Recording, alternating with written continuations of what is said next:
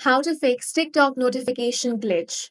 If you are not receiving any alerts from TikTok, then this video I will guide you on how to fix that. The first thing you want to do is open up your settings. Now tap on apps. A list of all the applications installed on your device will be shown here. Simply scroll down and find TikTok. Then tap on TikTok. Now, you want to select the option of notifications. Here, toggle this option on. Once that is done, launch open the TikTok app, tap on your profile icon. Now tap on the three lines. Here, select settings and privacy. Now select notifications. Here, make sure that all of this is toggled on.